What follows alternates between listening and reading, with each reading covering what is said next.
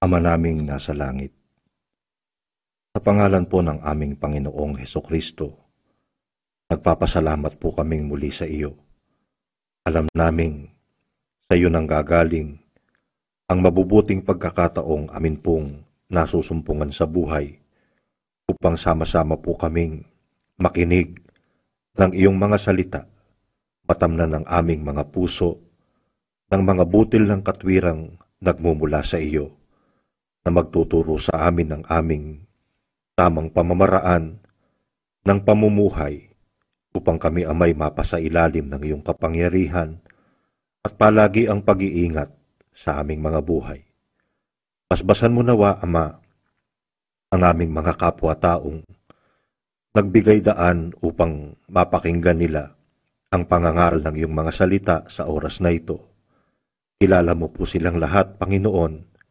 Nakikiusap kami sa iyo, kahabagan mo po sana silang lahat. Buksan mo ang mga puso upang maunawa ang iyong banal na kalooban. Sa buhay na ito, maunawa naming pansamantala lamang kami sa sanglibutan. Hindi habang panahon ay nandito kami. Mayroong dahilan ng aming pagkakalikha na dapat naming matugunan habang kami may pagkakataon. Mabuksan sana ang aming mga kalooban na makapagsamantala kami sa bawat pagkakataong ibinibigay mo upang magawa namin ang iyong kalooban. Makaasa kami hindi lamang sa buhay na ito, Ama, ng awa at pagpapalang nagmumula sa iyo.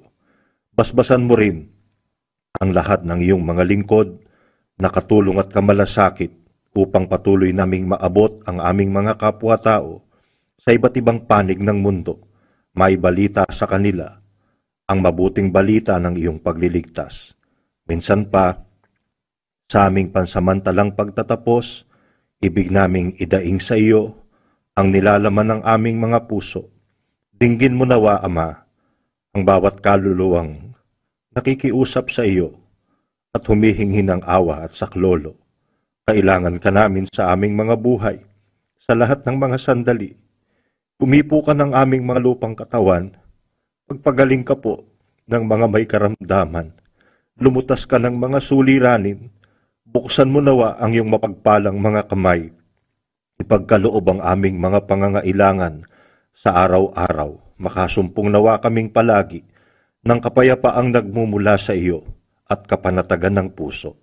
Ama, maraming salamat po sa pangalan ng aming tagapagligtas na si Kristo Jesus. Amen.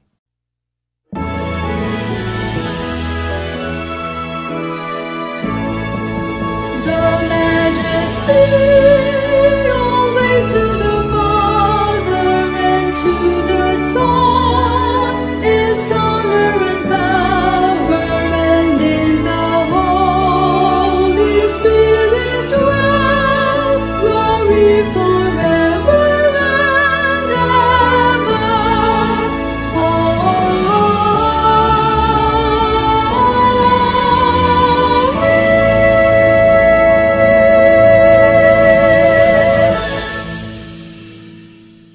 Tanggapin po natin ang basbas at ang pag-ibig ng ating Ama na nasa mga langit.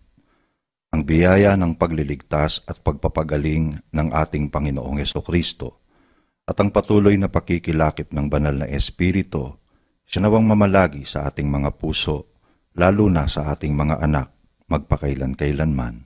Amen.